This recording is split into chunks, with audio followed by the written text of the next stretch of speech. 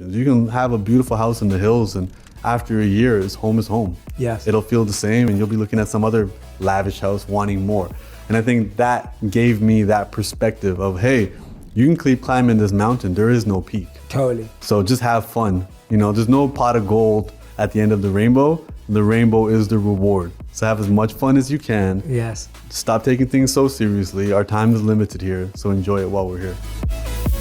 Hey everyone, thank you so much for joining us again. Today's guest is someone who is truly, truly insightful. I can't wait for you to hear his profound thoughts. He's a comedian born rapper, spoken word artist, international bestseller of his book. He's an author too. And he's also a really, really dear friend, someone who I've had so many incredible conversations with. We have what we call roof talk. We literally sit on a roof for a couple of hours and catch up about life, philosophy, experiences. They've been truly meaningful to me, and I wanted to share that meaning with each and every one of you. And he's also launching a new book, and the book's called Unlearn, 101 Simple Truths for a Better Life. So if you enjoyed today's conversation, you can grab a copy of the book as well. So Humble, thank you for being here, man. Thank you for having me, man. Excited to be here. Humble the Poet. It is great to have you here because we've had a couple of conversations. Yeah. We're always talking online messaging, and I've always found them so insightful. I always learn something every time we speak. I feel like I need a notebook just hanging out with you. You're the You sweetest just guy. have to have a notebook taking all these notes. So get your notebooks out, guys, Yes. because I feel the same way about Humble. I think he's someone who really, really unpacks and thinks about life. And I love people like that because I truly believe that it's so easy in a world we live in where everyone sees quotes, everyone on Instagram, you see motivational sayings absolutely everywhere. Everyone captions their picture with the latest inspirational quote that if you don't think it through, you can think you're deep without being deep. Oh, completely. It's like this whole faux woke idea. And it's Faux woke, I like faux that. woke, I've yeah. never heard And of it's it. like, because a lot of the stuff is you read an inspiring quote and it feels good in the short term and you don't take a deep dive to be like, well, is this a sustainable idea that's going to make me feel better past this 5 minutes, like a little dopamine drop. So Yeah. definitely, I think for me, my whole journey came from me looking and searching for meaning, some level of fulfillment, and not accepting the fluff. I usually call it the Tumblr quotes. And I think now it's just become that faux woke stuff that you see all over social media where it's just like, things that you hear that, again, it'll make you feel great for about 5 minutes. And then when you really kind of unpack it and try to live it, you're like, this is not pragmatic at all. Interesting. Yeah, whenever Humble comments on one of my quotes on Instagram, I'm like, yeah, this is a good one. Like, that's how I feel. Well, your I feel stuff's all validated. good. I want to feel make sure I don't validated. just send you a fire emoji. I want to make sure that there's some value to what I got to say. Hands up fire emoji? Yeah. No, yeah, or like the 100. Yes. Right, the 100%. The or like, 100. Or my favorite is so true. So true? Or so deep. Yeah, so deep. Those are my favorite comments. Yeah. But no, I do believe that you genuinely lived that. And obviously you used to be an elementary school teacher. Elementary, teach the third grade in Toronto in a neighborhood called Rexdale. And it was heavy immigrant area, a lot of kids whose parents were overly educated. Back home, they were doctors, lawyers, engineers, and they came to Canada and then their education wasn't converted. So now they're working in donut stores and gas stations and factories, and they had a really strong priority for education, but they may not have had the means. And it was such a really interesting dynamic, and just trying my best to communicate with these kids because I really kind of felt like they were me. My father had a master's degree in economics, came to Canada, had no opportunity to use the education. So instead, he became a cab driver, drove cab until he retired in 2015. And he always stressed education because he never got the opportunity to kind of realize his own. Yeah. What did you learn about how humans learn by being a teacher? I think the first thing that I learned, and I even mentioned it in the introduction for the book, is the fact that we all are almost completely empty vessels when we start. And I tell the story about telling a child to, put on your boots and put on your snow pants. And if the kid will put on his boots and then struggle to get the pants on because they will take what you say literally and say it the way you did. And it really made me become very self-aware of how many gaps I fill in every day with my own biases and my own context when somebody speaks to me. And these children are empty vessels. So when you start to see them and you communicate to them, there's so much opportunity to kind of mold and shape them to think a certain way. And that can go either way. That can be a great thing or that can be a negative thing.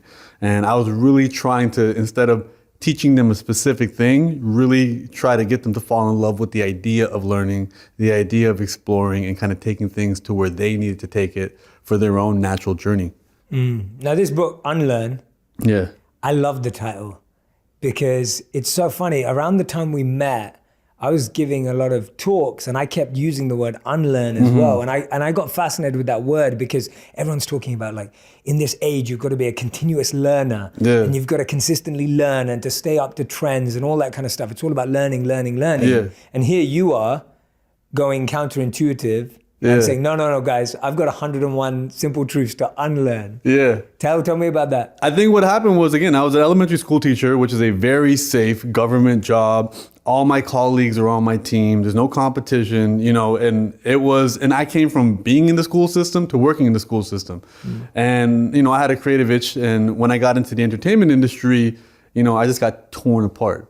I got ripped to shreds. The first people to recognize my talents were there to exploit me. I lost a lot of money. I got ripped off a few times, betrayed by people I cared about. And what I realized was I didn't have to learn new things to navigate in this world. I had to let go of a lot of ideas and biases and idealisms that I carried that, I could afford to carry in my previous life that were now weighing me down kind of in this. So, living in the structure, I kind of look at it as leaving the zoo and going into the jungle, And now you're definitely a lot more free, but no one's bringing you your food. No one's there to keep you safe. And I realized I had a lot of biases and I had a lot of expectations for how I thought the world was going to treat me. And I had a lot of entitlements and I had to kind of shed those. And it was kind of the idea of, letting go to gain more. Tell me about one of those powerful biases that you had, and tell me about a moment when you saw it not serving you, and then when you had to switch it, when you unlearned it. I think definitely ignoring words and paying attention to actions, and I think what I was doing was the opposite. I really wanted to believe something. So I would ignore actions, I would ignore patterns, and I would really cling on to words. I was like, well, what they said they would do this for me, or they said they meant it, or they said I mattered, even though their actions completely contradicted that. And, when things blew up in my face and you sit there, they always say hindsight is 20/20.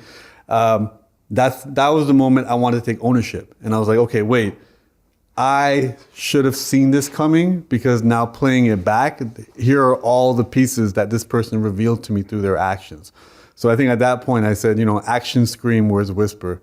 So now, I'm always paying attention now for patterns in behavior, even for myself. So I might say, a lot of things, but if my actions contradict that, my actions are what matters. And that's a very important idea, whether it comes to our relationships with other people, but also for ourselves. If, instead of us telling people what's important to us, we could just simply show them our schedule, because our schedule will show our priorities on a subconscious level. And that's the deeper stuff that actually really represents who we are. That's such a practical thing everyone can start doing today. And I think that goes back to, I needed the practical stuff. I didn't need the motivational stuff. I didn't need the fluffy stuff. I needed the stuff to make me feel better. Now, I also needed the stuff to help me turn my life around now, because I was in a very difficult situation.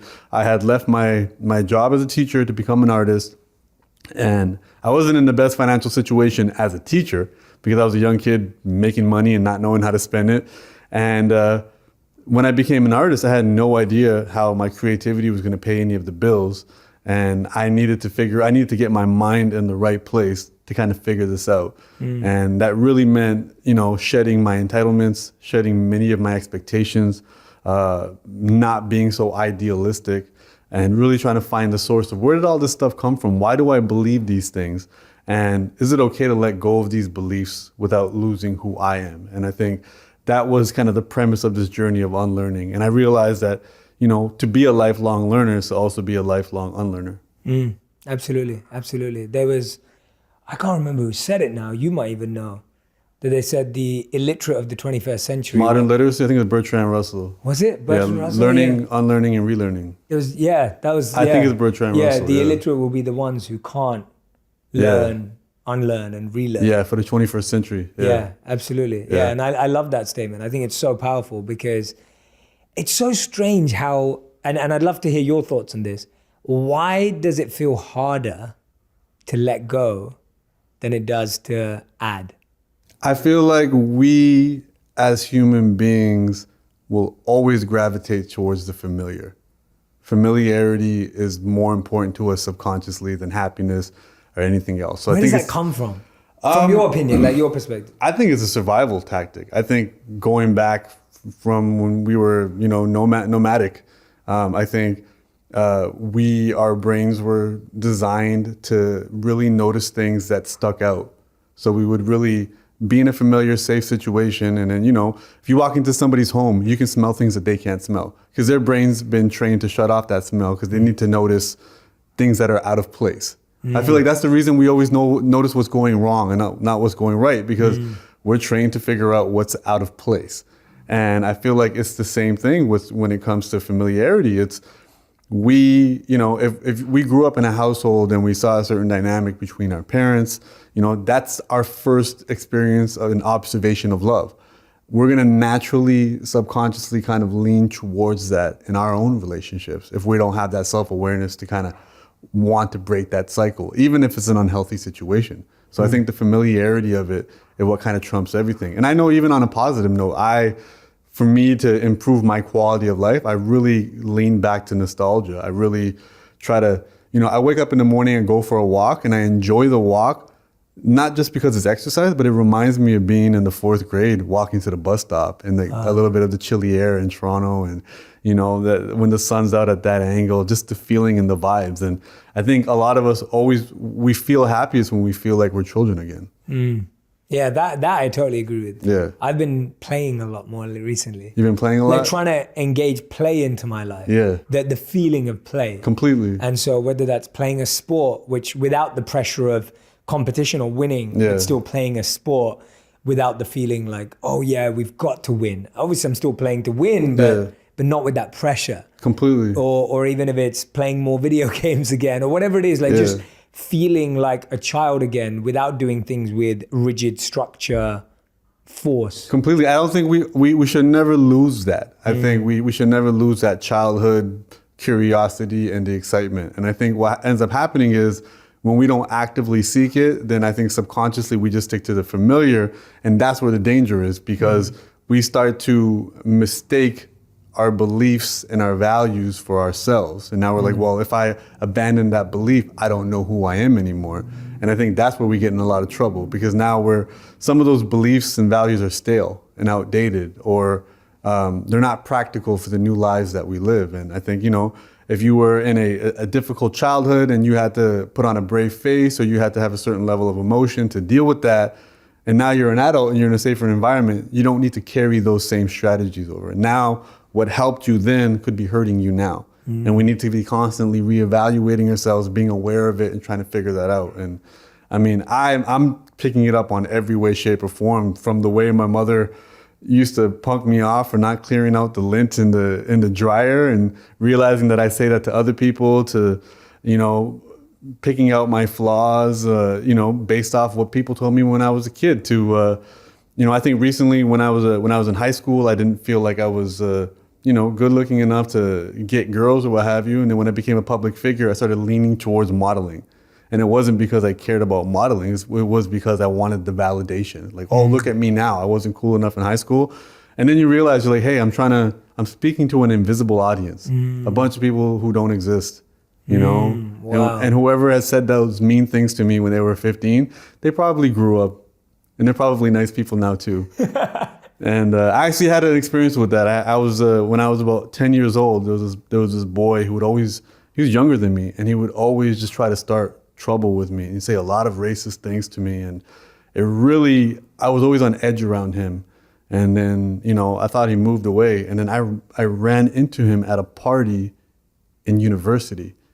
And I don't know if he recognized me or not, but he was the kindest, sweetest, most accommodating person at the party. He was like, hey, welcome. Can I get you something to drink? What's going on? And you realize, you're like, he was a 10-year-old kid being a jerk, because that's what we all do. And now he's an adult, and he grew out of it as well. And really being able to let go of that, and realizing how often that situation created tension for me moving forward.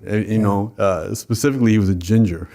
So I remember like not being aware that anytime I was around other gingers, there would be a little bit of tension. And I think that's what my journey's been now, is being like, okay, well, why do I feel the way I feel now? And what do I think the root of it is? And it's exploration. It's just kind of looking inside this universe within us to try to better understand ourselves. And when we do that, we can better understand the world around us.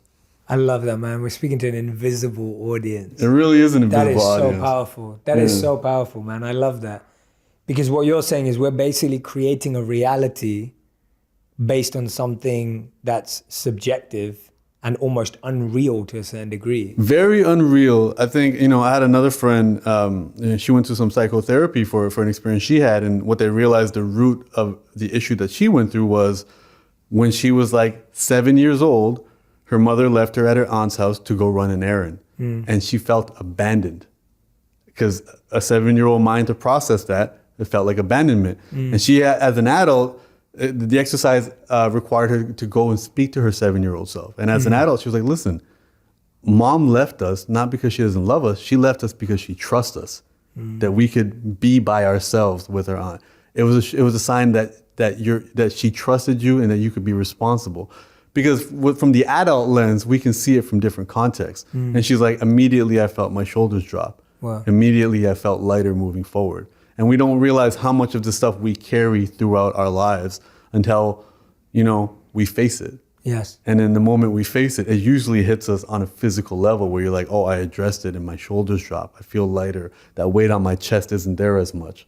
And I think I've put myself on a journey to find out how much of that I can do. And as I learned it for myself and I began sharing it on social media, the top comment kept being, you're telling my story. How are you living in my head? And it made me realize that we're all in the same boat. We're all dealing with the exact same things. Totally. And me as a writer and somebody who can put words together, I think it's my job now, but it's my pleasure to help people figure out their thoughts, feelings, and emotions and simplifying it. I taught grade 3 for a long time. I know how to take ideas and simplify them and make it digestible. Yeah, absolutely, man. Yeah. No, you do it so well. When I was reading through the book yesterday, I was just like, everything's so well articulated. Yeah. And I loved what you talked about. Even if you repeat yourself twice, you're still presenting it through a different angle. Completely. And like you said, if anything's worth saying, it's worth repeating. And I love that because, even when you're repeating it, because you are a writer and a wordsmith,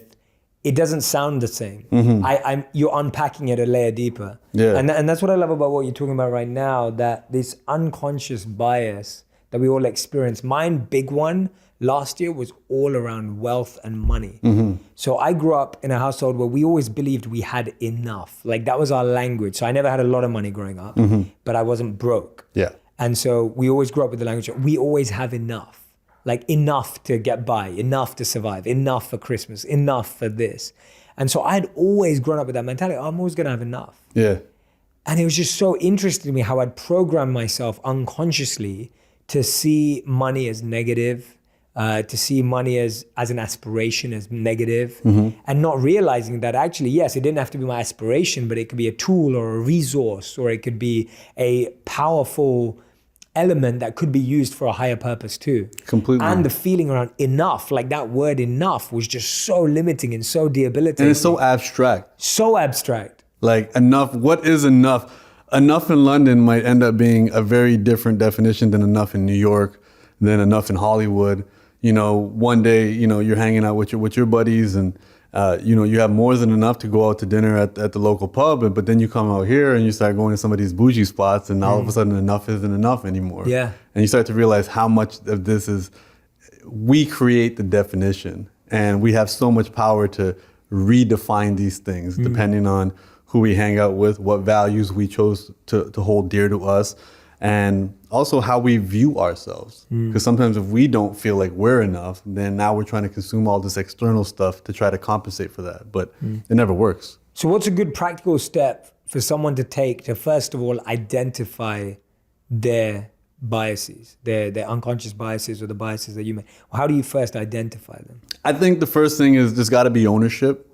I think in every single situation, no matter what it is, There's always what somebody else may have done to us, what the universe or what our environment, what external factors, how they impacted us. But there's also a level of responsibility that we can take. What decisions we made, what expectations we had going in, what values and what things that we found are important. I think when we start taking ownership for those things, then we realize that's where our power is.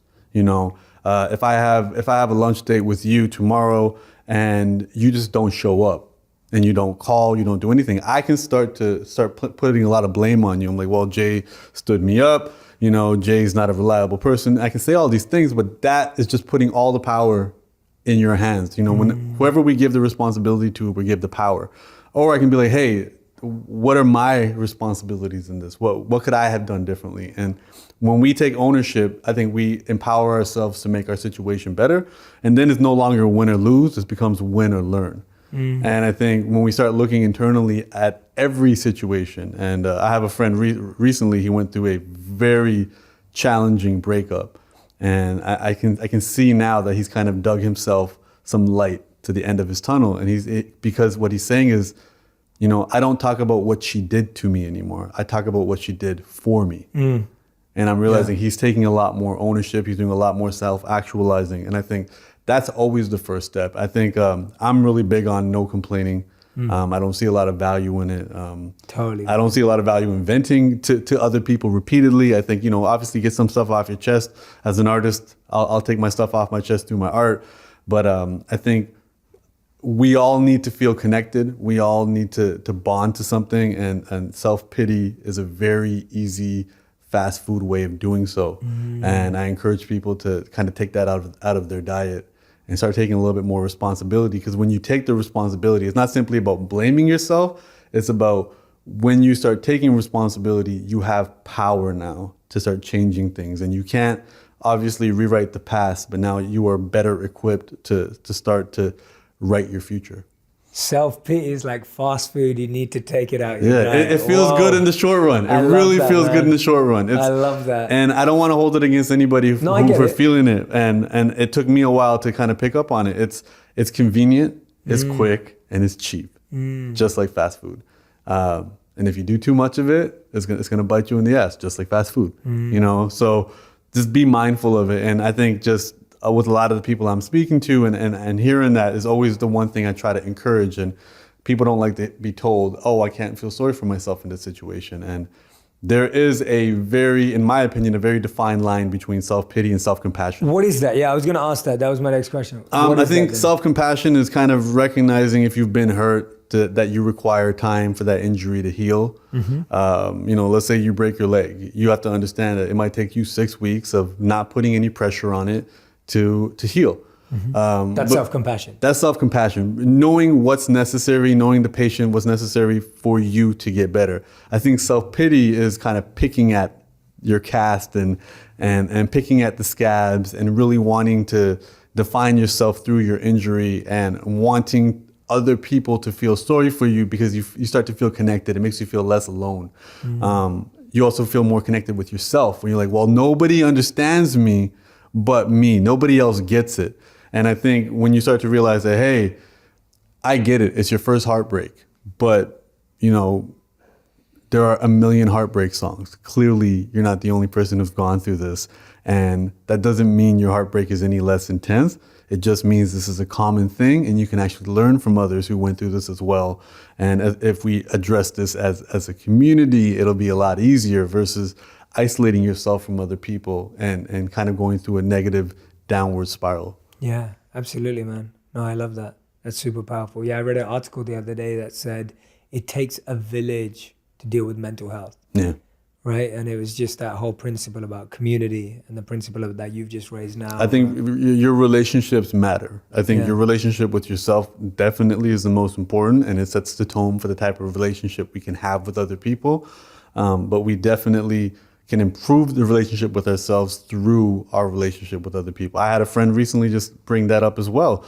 You know, they work with a lot of people and they said they had the self-awareness to be like, it's easier to stand up for other people than it is to stand up for myself. I avoid conflict. I don't want to shake things up.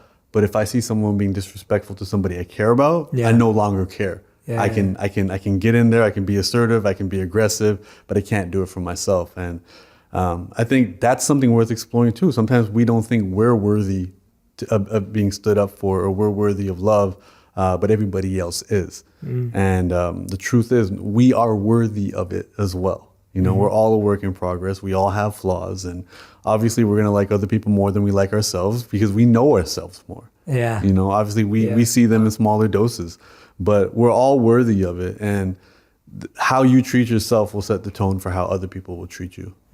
Absolutely, man. Wow. You're like dropping them in I'm this. just dropping. I'm literally the book's right here. You guys can't see. It's off camera. I'm just rereading the he's book. just reading them out of the book, guys. He's just reading them out of the book. Don't watch the video. No, it's no, it's amazing, man. I love it. I love it because it's you're not just quoting stuff. It's when you're sharing it, it's real. So okay, first step is ownership, and I love that. Ownership. Yeah. I think that's a great first step. Second step, now that I've identified it, I've taken ownership. What do I do now? I think recognizing that your identity is not your absolute choices. So if you made a decision that you're no longer proud of, that's okay. And I think, we learn from that. I think in the book, I talk a lot about belief. I think a lot of people identify themselves through their beliefs, especially, in today's age with the tribalism, everybody's taking sides, whether you consider yourself left wing, right wing, what have you. And when somebody challenges your side right now, it actually encourages people to dig even deeper onto their side. So now the gap is expanding and the distance between people is getting farther. So I think what has to happen is we have to let go of the idea that we are not simply our beliefs. And we have to question, where did the beliefs come from? And I think for me, the moment that I really saw this was when I was a teacher. I taught in a community where we had a very large Muslim population, and we had kids from Afghanistan, Pakistan, India, Iran, a lot of the other smaller Middle Eastern countries. And so during Ramadan, the ongoing joke is everyone had to celebrate Ramadan because so many kids would stay home that day. It wouldn't be fair to teach. If I had a class of 28 kids, about maybe 11 would show up. Wow. Because those were non-Muslims. So it'd be the ongoing joke that, hey, everybody gets to celebrate Ramadan. Whoever shows up that day, we show movies. And, well, for Eid, for that. But during the fasting, I witnessed, one girl kind of making another girl feel bad for having a snack. And you can kind of hear it in the girl's tone of voice. She's just regurgitating whatever her parents were telling her. Right. Because they're too young to kind of be this judgmental. And I think as we grow older, we don't realize that this stuff was taught to us. Like we didn't come out the box believing in these things. And that forced me to continually challenge my beliefs and be like, well, where did I pick up that belief? Whether, it is something on a spiritual level or whether it's my relationship with consumerism, the idea that buying stuff's going to make me happy, or whether it's the idea that we can live happily ever after, or whether it's the idea of soulmates or anything, whatever we believe. I think the number one question is, where did it come from? And great question. Yeah. And is that belief, and not to, if my parents, indoctrinated me with a bunch of ideas, that doesn't make them bad. It doesn't mean I was brainwashed. It was, they had whatever tools they had.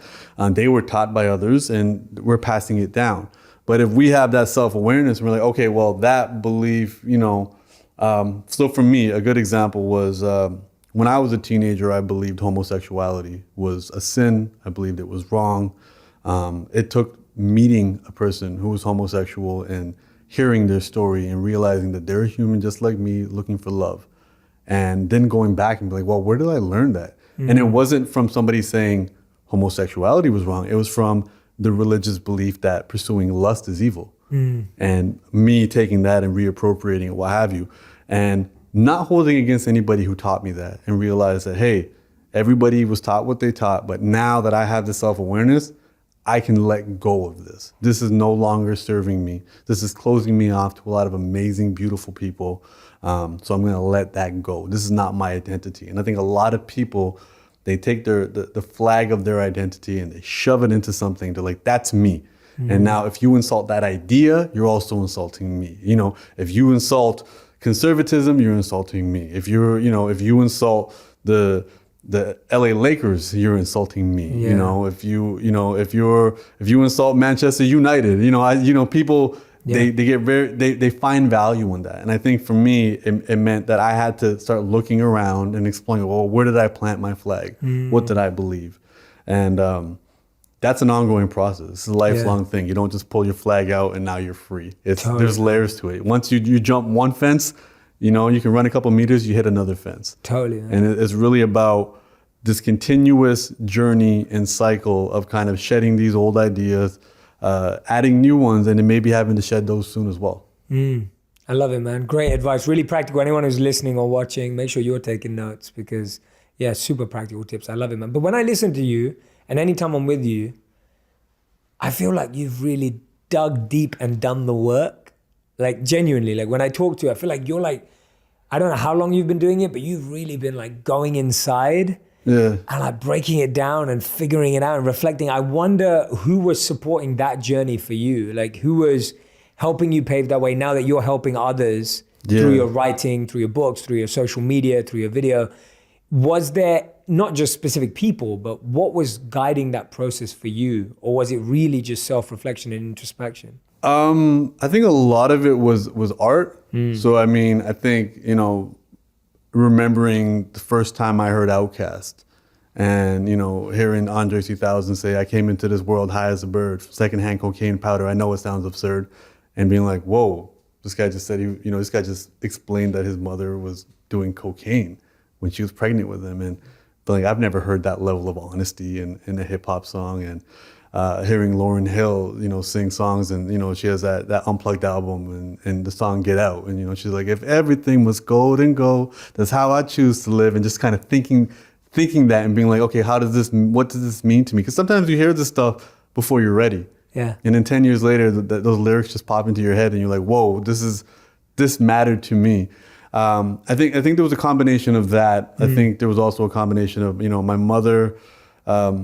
She injured herself. She used to work at a factory. We had moved to a neighborhood in Toronto that was around the corner from a factory, Kellogg's cereal company. She worked for them. So we had moved there so she could walk to work in about 5 minutes. And after about a year, she got hurt and she could no longer work. And I think she kind of fell into a very dark place because she felt like she wasn't contributing to the family. I feel like, my father didn't have the tools to kind of help her go through it. And she spent more time at the Godwara, the institutions for Sikhi. And she really took a deep dive and started bringing that into the household. Sikh means student. And so I think the one good thing was that she'd send me to various camps and youth camps. And in the beginning, they were very superficial, but she started, the deeper she went, she started taking me places where we started having deep discussions. So I remember being like 11 years old, prepubescent, girls still had cooties, but we were talking about lust and the downfalls of lust, and me not even understanding it at that point, but everything was there and it was going to make sense eventually. So I think the deep thinking was always there, and then I made a boatload of mistakes, just a boatload of mistakes, and I got to the point where I literally was taking muscle relaxers and drinking NyQuil every day and just lying in bed, literally waiting for someone to save the day. And just being like, okay, I'm gonna wake up and this stuff's gonna figure itself out. Because that's what happens on TV. Sure. Within 22 minutes, something's gonna happen. Some, ex machina type situation where the cavalry is gonna come in. And, if you watch The Pursuit of Happiness with Will Smith, that's one of the things that, that was said to him that turned on that switch was the cavalry's not coming. Nobody's coming to save the day.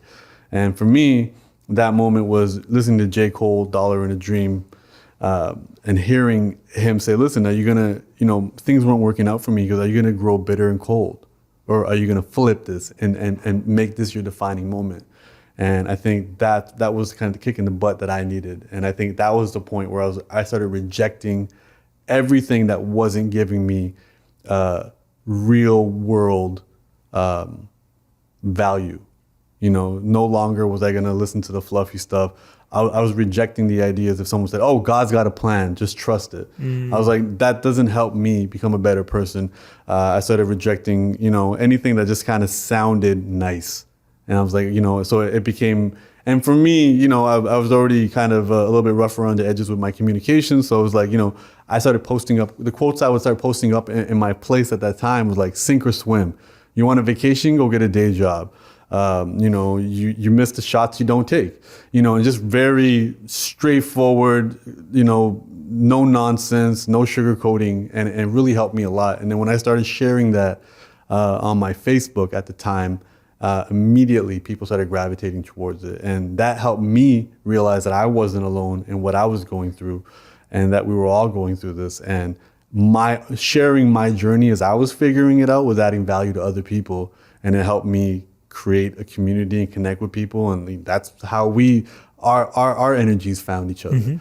And you realize that. And I always used to tell that to people in the world of music. It's just good things happen when you put your stuff out. Totally, man. Yeah, when you're putting out the energy, naturally certain people get attracted and naturally certain people get repelled. Yeah. Because you are who you are. Completely. If you're putting it out there, and that broadcast either brings people closer or tells people, actually, I don't want to hang out with that person. Yeah, and it's interesting because a lot of people say, oh, do you believe in fate and destiny? And I was like, well, I believe in people paying attention and making action. So if someone says, hey, I want to become a professional dancer, and then somebody might say, hey, well, the place you got to go is LA. So then they move to LA. It wasn't destiny that brought them there. It was them taking a risk and then paying attention. And then somebody says, okay, now you're in LA, go to North Hollywood. That's where the dancers are at. And again, making that move. And the person that continually pays attention and keeps making those actions and continually faces their own fears and decides, I'm going to leave my comfort zone, great things will happen for them. Now, if you meet them 10 years later and they're a world-renowned choreographer, you might consider them lucky. Yeah. But they weren't. Yes. Their baby steps added up. And I kind of view it the same way. It's just got to start making the baby steps. They add up. Again, as a school teacher, I realized that, hey, like there's a 12, 13-year plan to get a child to read. We don't just take a 4-year-old and throw Harry Potter in their hands. It's first we show them the letters, then we start with the sounds. It's very slow, structured, but it adds up. And then, it creates, the greatest literary artists in the world, this system. And if we implemented that to our self-improvement, if we implemented that to our physical health, our diet, the sky's the limit. Yeah, absolutely. So if someone's feeling like you were beaten down, trodden down, lying in bed, waiting for something to happen, and they feel like they've been in that place multiple times, I loved what you did practically. Like you were putting up all these like harsh, straight up, straight speaking quotes around you. What would be your advice to them when someone kind of feels like they've been in that place for a while now?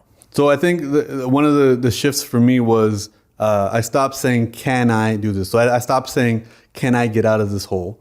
And I added one word, the word how. So instead of saying, can I get out of this rut? I said, how can I get out of this rut? And I think the flame that really worked for me specifically was my goal became, I want to be grateful that this is happening. What do I have to do to be grateful that guy screwed me over on this deal? What can I do to be grateful that girl left me and broke my heart? What has to happen? What does life have to look like? And when for example, when the business dealings went bad and I was in $80,000 debt and I had no idea how to earn any money as an artist, I had visions of, okay, well, if I have $80,000 positive in my bank account, that'll make me glad that I went through this. Tough times make tough people. And working backwards. Now if anybody's an athlete, that's exactly what you do. If you want to learn how to take a jump shot, you work backwards. You start with the footwork, you start with the ball handling. You do a whole bunch of stuff before you take the shot. Yes. And then you take the shot, the exact same shot a million times. Kobe Bryant still practices the exact same shot, repetition. So I think for me, again, it was very pragmatic where it's like, okay, how do I get out of this? Okay, all right, I need to make money. I don't know how to make money. And then having this memory of meeting this real estate mogul and him saying, the way I got rich wasn't by making a lot of money, it was by not spending a lot of money. Then looking around my apartment and being like, okay, wait, I gotta get rid of all this stuff. So I sold everything on Craigslist. Then I sold the place. Then I moved back with my mom and dad. knowing that I could have been doing that 6 months earlier, but the only thing that was preventing me from doing that was the fear of embarrassment. Then recognizing that I was afraid of being embarrassed. I had, for me and for a lot of people, we have lovely families, and being homeless and on the street wasn't going to ever be an option. It was literally just being embarrassed and then facing that. And being open when people are like, hey, what's going on? Oh, I just saw you do this great gig out here in India. Oh, you must be living the life. And be like, no, I'm not. I'm broke. I'm figuring it out. Yeah. But things aren't as fantastic as you may say. Yeah, obviously, I got to do a cool thing and I took a picture and posted it online, but things are not amazing and I'm figuring it out and I will get there. A lot of the other fears I had, I remember I borrowed money from a lot of people that required me to call them and say, listen, I owe you money. I don't have your money. I'm going to figure it out. I'm not going to avoid you, but you're also not going to see me buying expensive stuff right now. I'm going to figure this all out. And again, it took me 4 years to get my bank account to zero. And then also having the self-awareness of every single day I told myself, when you get that zero bank account, you're going to feel like $1 million. You're going to stand on top of a mountain. You're going to cheer and you're going to feel like, my pursuit of happiness moment that lasts a month. Yeah. And then, it lasts a month, then you got some other problem. And then you're like, okay, there is no happily ever after. Yeah. My movie doesn't end. There's the next day after that. But then also realizing, hey, if I figured out how to go from negative 80 grand to zero, I can keep going, And that the biggest gift that gave me was teaching me the value of minimalism. Because I didn't have much, I was like, whoa, I didn't need any of the stuff that I used to have that I lost. I don't miss any of the stuff that I lost. I don't think anything I sold, I rebought. Wow. Nothing. I think, nothing. I think the one thing I didn't sell because it wasn't at my place at the time was a bicycle, and I kept it, and it was an overly expensive bicycle. So I promised myself I would ride it every day to make it worth it. Then I fell in love with bike riding. Oh, wow. But nice. I sold my car. I still don't own a car. We're at the point now where taking these rideshare services is cheaper than owning a car. Totally, man. I sold a lot of equipment. Now, I rent studios and stuff like that. I learned a lot that how much I actually needed to live, how much us as human beings get used to our conditions. So you'll get used to very simple conditions, but you'll also get used to very lavish conditions. You can have a beautiful house in the hills, and after a year, home is home. Yes. It'll feel the same, and you'll be looking at some other lavish house wanting more. And I think that gave me that perspective of, hey, you can keep climbing this mountain. There is no peak. Totally. So just have fun. There's no pot of gold at the end of the rainbow. The rainbow is the reward. So have as much fun as you can. Yes. Stop taking things so seriously. Our time is limited here, so enjoy it while we're here. I love it. Humble the poet, man. Look, check that out. We're not done yet, but that is just like, wow, man. The fascinating thing I find is when I sit down with you, we agree on so much. Yeah. So I'm listening to you, and I'm never trying to debate. Anyone who knows me and listens to me knows that I'm never cynical. I don't debate people. My whole goal is to bring out the best out of someone and serve someone by giving them a platform to share their light and share their truth. Mm-hmm.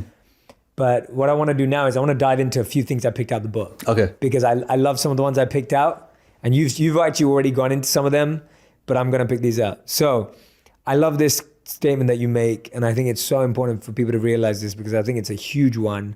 And this book literally busts myths. Like anyone who's listening right now, watching right now, this book busts myths, but in a big way. And so if you read this book, it's not just a book of cool stories and quotes. It's going to help you bust myths in a big way that are so deeply ingrained in our minds. And it's interesting you brought that up, especially with the idea of debate. You said, I'm not here to debate. And I think what I found was I ended up debating many people, not because I wanted to hear my own voice or prove them right. It was because I was desperate to find the practicality in what they were saying. That's awesome. Yeah. And I would always just be like, but wait, how and I would start challenging them until we either figured it out. That's positive debate, though. Oh yeah, completely positive debate. And it really came from a place of sincerity. Yes. And I've had a couple of conversations with people where they started to realize that. They're like, hey, you're not just asking me questions. Like you really, you don't just want an answer. You want this to work. Yes. And I think that's the reason why, especially in this book, it busts myths, because those myths weren't helping me. Yes. And I only wanted to feel better. I really wanted to feel better. I didn't want to feel better for 5 minutes. I wanted to feel better and change the direction of my life. And that was like the origins and the purpose of these words. Amazing, man. I love it. So this was one that I picked out. There aren't very many straight lines in nature. I wanted to talk about that. Because I agree. I don't like the belief. I grew up believing, well, actually, no. I grew up believing just like all of us did, like the straight line of work hard, study hard, get a good job, get married, buy a nice house, buy a nice car, and life will be perfect. And I kind of got to 18. Yeah. And that's when I realized that didn't work. Not because I'd done the whole picture, because I hadn't. But I saw people who had different things. So I saw someone who had lots of money and they didn't seem satisfied. Mm-hmm. Then I saw someone who had lots of fame and I was analyzing their life and I was observing. I was like, oh wait, they don't have it either. And then I was observing someone who was really good looking or beautiful or whatever it is, and they didn't have it either. And so I was looking at all of these people, not that they weren't good people, but they didn't have happiness or meaning or fulfillment.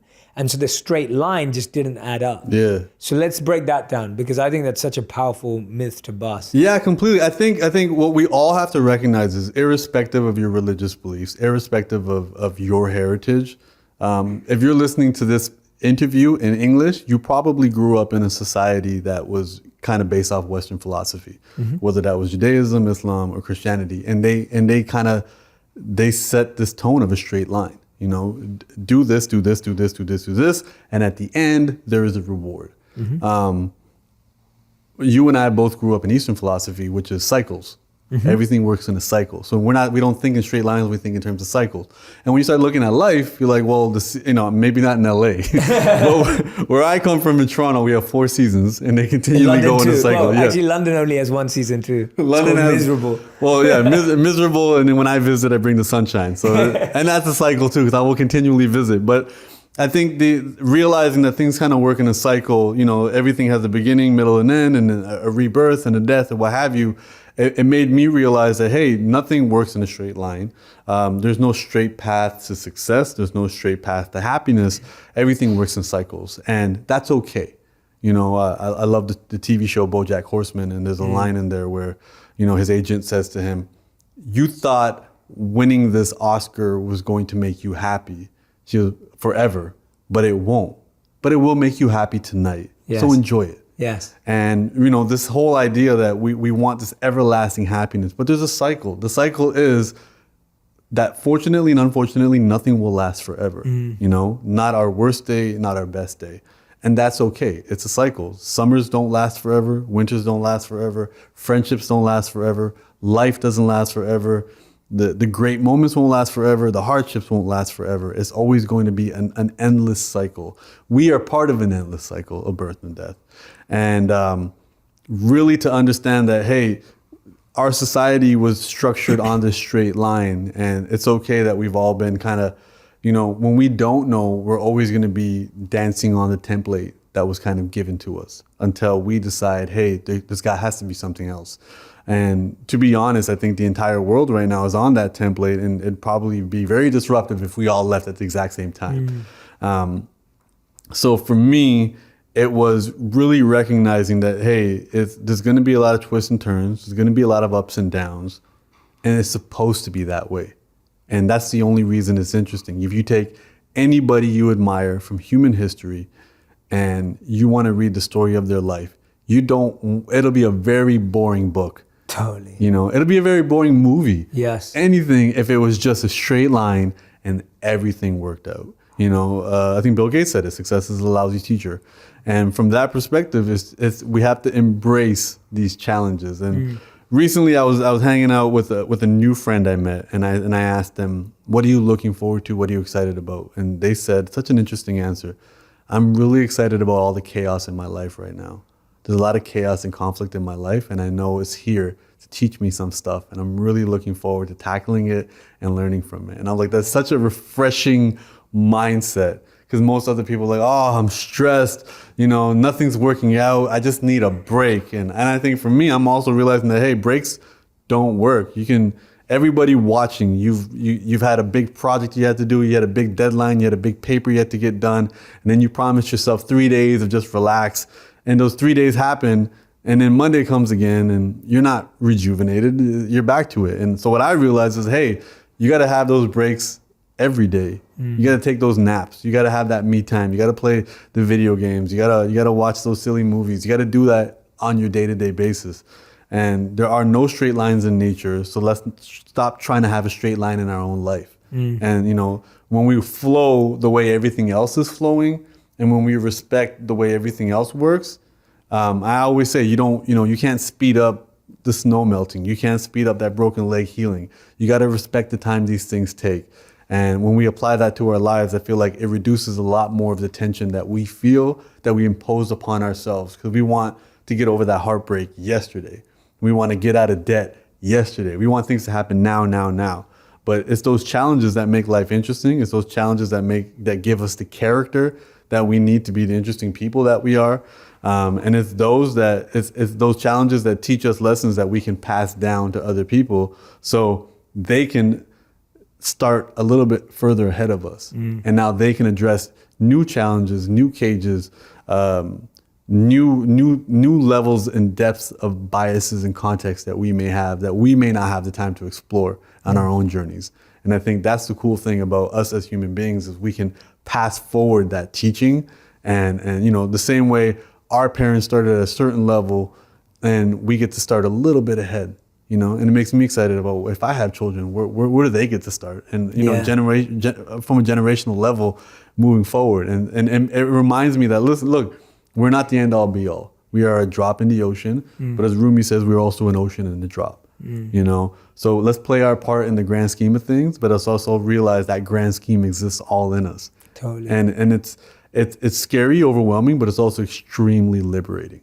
And that's kind of how I look at it. Huge advice, man. Yeah, I love that. And there's been two ways that I've dealt with it, and I loved yours. My ways have been, every time something doesn't work out, I'm going through a period of chaos or uncertainty, or I'm trying to get something that's not working out. There's two things I've always said to myself. One is, don't judge the moment, because I feel like we try and label and judge the moment as being bad. And I had a lot of friends who were like, it's a bad period for me right now, or it's a bad day for me right now, or it's a bad life for me right now. And you're just stretching out that moment and you're judging that moment, which we know could be the best moment of your life.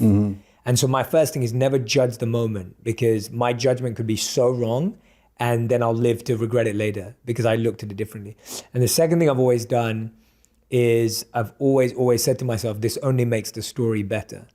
Right? Whenever I can look at a failure and be like, yeah, I got this failure, so that when I tell this story one day to myself, it's gonna feel better, because I'm gonna be like, yeah, like that, what you just said, like there's no movie of someone's life, or there's no book or history of someone's life that would be exciting if everything just worked out. And we forget that. Forget that. And for me, one of the best ways I've processed it, those are two questions or two things I say to myself.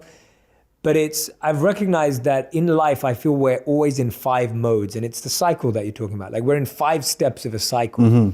So we're either learning, we're either experimenting and testing, we're either performing, we're either struggling, or we're thriving. That's beautiful. Right? So that's the 5 modes of our cycle of life. You're either learning something, you're experimenting and testing, you're performing, like you're just making it happen, you're struggling, or you're thriving. The problem is, we all always want to be thriving.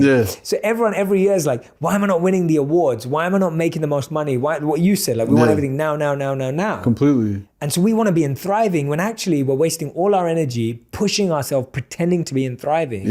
When you could just be learning. Completely. And I've seen that happen in my life so many times. And thriving, to everyone who's listening, thriving is 1% of all of it. No matter how good your cycle is, thriving, like you said, that enjoy it for one night. That's where you sparked this thought. And I feel like, back to even your point of judging, it's not only should we stop judging things as bad, we need to stop judging things as good. Yes. We all have, and I know this without I can read your entire audience's mind. We've all had situations where, when it was presented to us, we're like, this is great news. 6 weeks later, it was the worst thing that ever happened to us. You know, none of us own a crystal ball. We don't know how things are going to play out. And what we're best off doing is reserving our judgment for saying, oh, that's good news, that's bad news, because we don't know how that's going to play out. And it could be anything. I mean, you know, Kanye West lost his mother because she was getting plastic surgery. You know, he attributes that to him being successful. If he never became an artist and successful, she would have never gotten plastic surgery, and she would have never died. It can go either way, and we don't know. And the smartest thing we can say is we don't know. Totally. And so when you say reserve judgment, I think that's an amazing thing to do. Is let's stop evaluating what's happening to our lives, because when we stop evaluating it, we can start to look for the opportunities and the good that comes from it. And then thriving can be a mindset. Yes. And then it could be, no matter what's happening, whether, whether we're in the dirt or whether we're in the clouds, we can have our mindset is what maintains that. Yeah. And I think that's the fantastic part about that. Absolutely, man. Thank you for adding to that. Oh no! I mean, that's what I do, man. That's what I try. I want to. You know what it is too. Is so I know I'm learning myself. Yes. How do I know I understand it? Is by regurgitating it, whether making it my own, trying my best to understand where you're coming from, and then also recognizing that I'm extremely privileged to be in your presence. Oh, come on. Where there's a lot of people that are consuming your amazing energy, but they don't have the opportunity to just simply be like, hey, what did you mean by that? Hey, how do I apply that to my life? And I'm not lost on that. I'm not lost on being in your company, how dope it is. I'm not lost on some of the professional comedians I get to be around and just hearing these guys talk and cheer me up. I'm not lost on the amazing singers whose voices I get to hear acoustically. I think, as you said, one thing that I learned from you in our last hangout, what you said was gratitude needs to be specific. Sometimes we're not specific with our gratitude. We just need to be grateful. Or we say, oh, I'm grateful for the oxygen in my lungs, just because people tell us that we should be grateful for that. But maybe that's not what we're grateful for. Maybe we're grateful that it's cold outside today and we get to try on that new sweater that we never got a chance to wear. Maybe, maybe we're grateful that friend canceled dinner on us today because we really wanted to catch up on that Netflix documentary. Being specific, and that's something that stuck with me off our last conversation. And Thank you, man.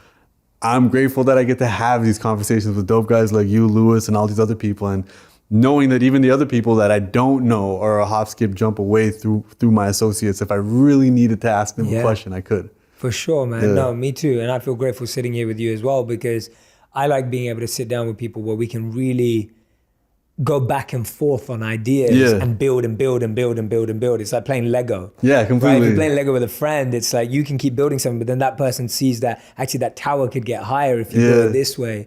You're just building together. I feel like that, and I feel like what you also do is like if I shine light on something, you literally just take my hand and you just adjust it like half a degree from a different angle, and I see a completely new picture. I'm just like, holy crap. And I think that's what it is. You're saying things that everybody listening to it right now, they agree with it and they hear it, but they were unable to put it in those specific words. And I feel like that's the value in the service that I think we're both striving to do. Totally. Is that we're trying to figure it out, and then we're trying to make it digestible for people who are also trying to figure out. And that's why they continually say like, oh, you read my mind. It's because, that's what we do, and other people in the world are painting it. Yes. Other people in the world are putting it in music. Other people in the world are doing different things. And it's what makes this journey so much more fun. Yeah, absolutely, man. It definitely sharing it by far makes it the most fun for me. Collaborating, connecting, working together on something. It's something I wanted my whole life. And every time I'd make friends, when I was growing up, one of the biggest challenges with me and friendships was that it always became a competition, not from my side. I've always wanted to be like on good terms with people and kind of collaborate and be effective. That doesn't mean equal, but in the sense of like, I see the good in you, you see the good in me, let's figure this out. And I always found that friends I had growing up, especially my teens, turned it into competition. It was always like, oh, well, how many girls can you get?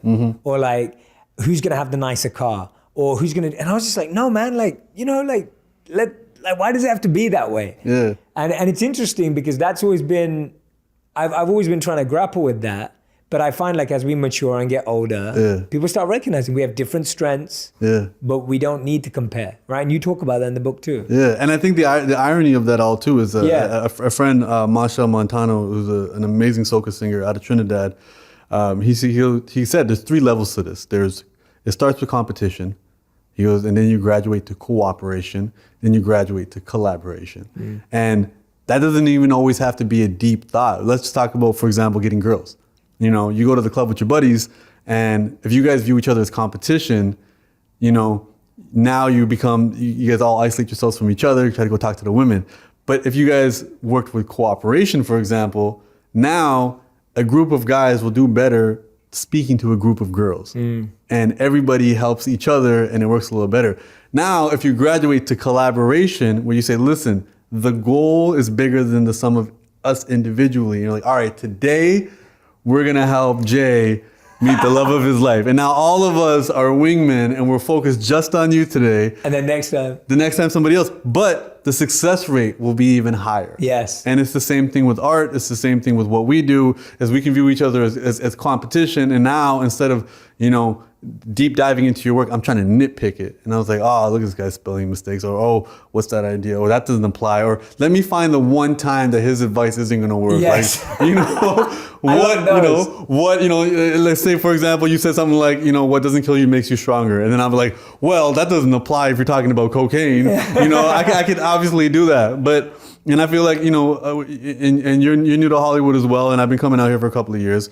Here, there's a lot of cooperation. A lot of people like, hey, we will both benefit if we work together. Yeah. And I'm really trying to find those people and I'm trying to, with them, move it to collaboration, which is what we're working on is bigger than all of us. And we feel like, and I think we all want that. That's the reason we go to sporting games. Yeah. We don't want, it's not about us now. Now it's about the team. Now we're part of that moment. We're all cheering. We're all chanting together. We're a part of something bigger than us. Now we are that drop in that ocean, that collective ocean again. And I feel like when people recognize the beauty of that, more people will be more likely to collaborate. Yeah. And say, hey, I'm a part of something bigger than me. Because you can only be a part of something bigger than you when you work and collaborate with other people. Yeah. And again, that applies to picking up girls at the club. That applies to working on a book. That applies to, being part of a podcast. That applies to all of that type of stuff. Yeah. And I love how practical you make it, man. It has to be practical. It's just for me, making man. dating and picking up girls and everything practical. It has to, because I think also, because sometimes, and I think, the people that were doing this a generation before us, they always had this holier than thou, high and mighty. They always try to keep themselves living up to a certain lifestyle and a standard that was bound to fail. They would have to live secret lives. They weren't allowed to be human beings. And I think with guys like us, it's like, no, we're normal, flawed human beings. Totally. We're trying to learn it. And as I said, I put words together. That's the reason I sound smart. I'm taking other people's wisdom, I'm learning it, I'm absorbing it, totally. And I'm putting it into simple words because I taught 8-year-olds. I learned how to use that. And I always try to remind people that. That was one of the biggest things when this book first came out independently. It was really trying to remind people that I'm not a guru. You want to tell that story? Yes. Yeah. So what ended up happening was this book was such an organic process. Is in 2014, as I said, I was trying to figure out how to make money. I'll be completely honest. I was trying to figure out how to make money, and I started in the music world. I'm a rapper, and what happened was when you rap and you make music, you're a recording artist. I worked with a studio engineer. I worked with a couple of producers who made my music, and I worked with a film team to make my videos. And what happened was my studio engineer got in a fight with his girlfriend and stopped picking up the phone. And I didn't know how to record. And this is before GarageBand. And I didn't know what to do. And I had a new friend at the time who was the only other full-time creative I knew by the name of Lily Singh. And we had just started hanging out. And we were hanging out because we didn't know anybody else who was trying to do what we were trying to do. And she goes, figure out what you can do by yourself. What can you do by yourself so you don't have to call your video guy because if he's not available because he's shooting a wedding, or your producer because he's busy working his day job, or your engineer is fighting with his girlfriend, he went MIA. What can you do by yourself? You don't need anybody. And I said, I can write. And she goes, to write. And I go, I'm going to run out of things to write about. And she's like, well, it already sounds like you're making excuses. Just start writing and see if you run out.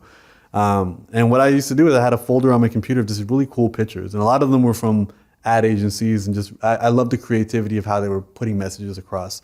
So I just took pictures, I'd post them on Facebook, and I'd write about them. And I was so afraid that people were gonna be like, hey, we didn't sign up for this, we wanna hear your music. And at that point I was probably dropping a song once every 3 months because it took me a long time to make it. But with this writing, I could do it every day.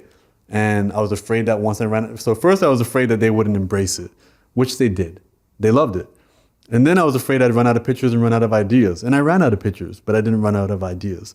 And I just promised myself I would write every single day and post every single day and try it out for a year. Let's see what happens. And again, the top comments were, you're speaking my story, you're living in my head. And then after 3 months, the top comment was, you should write a book. I didn't know how to write a book, but I had a friend who was making signs, brochures, and posters for companies for a local business. He would make the displays for like Home Depot or whatever. And I said, hey, I want to make a book. Do you know how to make a book?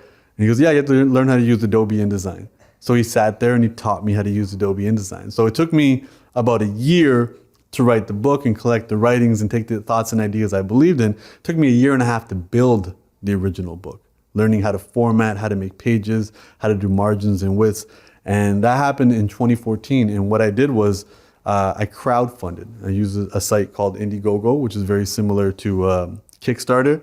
The only difference being a Kickstarter, you don't hit your goal, the whole thing is canceled. Indiegogo, if you don't hit your goal, you can still move forward. I made up a number. The number was 10% of what I had to give up my place for. I sold my home and moved back with my parents. And I said, listen, if you guys help me get this first 10%, I'll figure out the other 90%. And I did a crowdfunding campaign for 6 weeks and I passed my goal. My biggest contributor was a Harvard professor who was doing crowdsourcing. He was doing his dissertation and he was doing his tenureship in crowdsourcing, and he did it for like NASA. And he was just excited at the idea of an artist taking his career in his own hands. And he gave me the largest contribution, and we had never met. Wow. I didn't even know who he was. And that taught me that, hey, great things happen when you put yourself out there. Totally. Wow. And I went and asked for help. And it was really interesting because a lot of people I knew didn't contribute. A lot of people I barely knew did contribute. There was one gentleman who had a business, and he used to let me work out of his office instead of me going to coffee shops.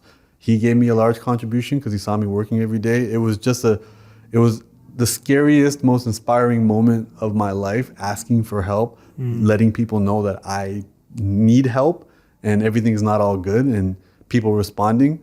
And I used that money and I put the book together. And from that process, it was about 300 people gave me money, and I raised about 26 grand. That's incredible. Yeah, it was amazing. Wow. And my favorite piece of that was I wrote a thank you card to every single person. And again, I told myself, you always talk yourself out of these things. Like, you can't write a thank you card to 300 people. You're going to end up writing the same things. But it ended up being the most fun I ever had, because writing somebody a thank you card is amazing. Receiving a thank you card is amazing. It was a win-win for everything. And it actually got me to launch my own thank you cards. Yeah. And I have my own line of thank you cards because of that. And really, again, promoting practical gratitude. Find an excuse to say thank you. Whether you're saying it to your mailman, whether you're saying it to the barista at Starbucks, just find an excuse to say thank you. And that process taught me the importance of being vulnerable. And not just being vulnerable for currency to connect with people, but being vulnerable so you can address those vulnerabilities and find your strength. And not only find your strengths, inspire other people to find their strengths. Because sometimes they think the consequences of being vulnerable are going to be the end of the world. And I thought it was too. And it did not end up being the end of the world. So when this book came out independently, and I was using it to sell at my shows. Instead of selling t-shirts, I would do a performance in a city, and I'd sell the book.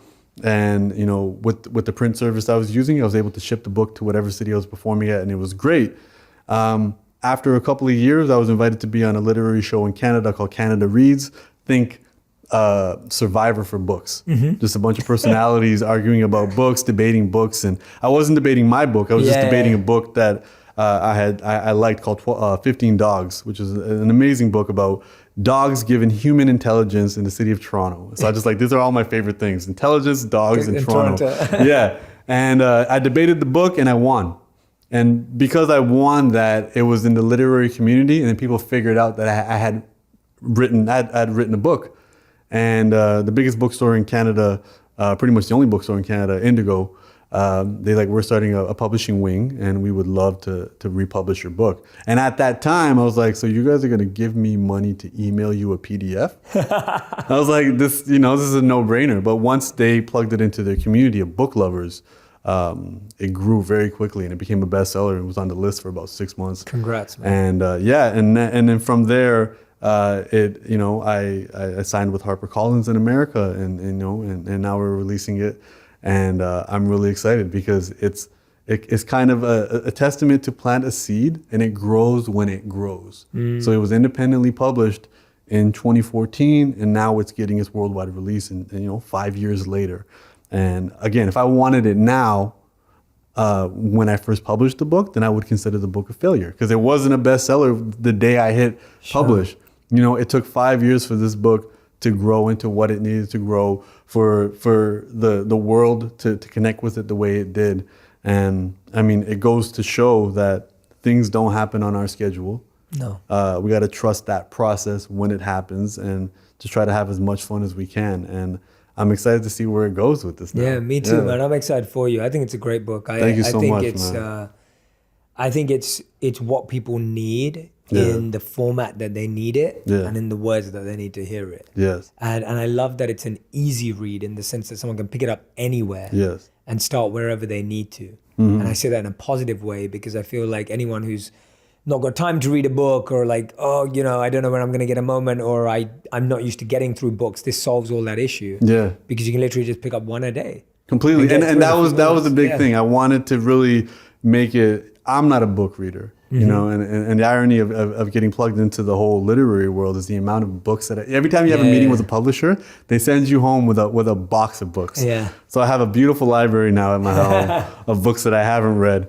But I realized I'm not the biggest book reader. It's a time commitment sometimes. Yeah. And I wanted to design a book that was easy to read. So every chapter is no longer than 2 pages. You don't have to read it in order. You can literally pick out a random chapter every single day if you want. You can read it backwards, forwards, skip a chapter, go even numbers, odd numbers, whatever you want. Yeah. You can make a game out of it. And I think that was the goal with this, was really trying to make it easy and digestible and simple and practical. Yeah. And that was really the big thing. And the success of this book, even the when it was a bestseller in Canada, there were still spelling mistakes in the book. And I think it was a very important lesson that I wanted to stress with people, especially my artists who were watching and listening. Things don't have to be perfect. Totally, man. We that's an excuse we make, like, I need a professional editor. Oh, no, I mean, I had it proofread from a girl I was seeing at the time and my sister. Yeah. And they proofread it, and even then it still wasn't perfect. Yeah. And this version now that you guys will be getting is professionally edited. And but even then, amazing editors at Harper who understood my voice. Yeah. And understood that his job here isn't to sound smart. Yeah. His job here is to be easy to understand and digestible. And I'm really excited for people to read this and connect with it and give feedback. And there's an interesting activity at the end of the book, encouraging people to write their own chapter. Nice. and send it my way. And just that's my favorite part. It's because what I realized, the pattern that I've been picking up most recently is one thing that I was doing subconsciously and not knowing was building community. I think in the beginning, I have 2 sisters. So I think in the beginning, I thought I was always wanting brothers. So I was like trying to find brothers. But what I realize now more is I want a community. Yeah. Because I didn't feel like I fit in with people. Not just as somebody with a beard and turban, but I also felt like as a creative, as an artist, with my priorities, with my values, I didn't feel like I fit in. And the moment I found anybody who kind of was on the same journey as me, it was just like, that's it. You're stuck with me now. And I've been building this community, and I feel like what this book allowed me to do was expand that community and find more lifelong learners, more people who are excited at the idea of having their biases challenged, because a lot of people don't. You challenge a lot of people's beliefs and values, and that's a great way to lose a friend.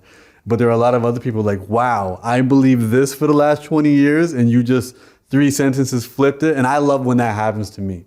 I'm scared if that ever stops. I want to be 80 years old and still have beliefs that I held tightly and dear to me, and be able to let them go and learn something new. Because that's how we know we're alive. Yeah. Yeah. Me as well, man. All the way. Completely. Guys, I've seen Humble post every day, crossing off the date on the calendar, because he's been writing and committed to writing this book. So I'm excited to share it with you. Make sure if you enjoyed this conversation, go grab a copy. It's called Unlearn 101 Simple Truths for a Better Life by Humble the Poet, guys. So if you are listening, make sure if you enjoy this conversation, go grab a copy of the book. If you're watching, go grab a copy of the book. It will just help you take away so many things in your life that are blocking you and help you find the insights, the wisdom, and more importantly, just like real, true emotion that I really think is going to help people move forward. Completely. And you know what? And if you don't dig it, let me know. Just, That's cool too, hit me up on social media after, and just let me know what you didn't like. Yeah. And I mean, we'll take that. I am open to constructive feedback, and I want that to come across in the next book I release. I love that, man. Thank you so much, bro. Thank you for having me, brother. Thank you, man. Thank you. Thanks, Bless. guys, for listening.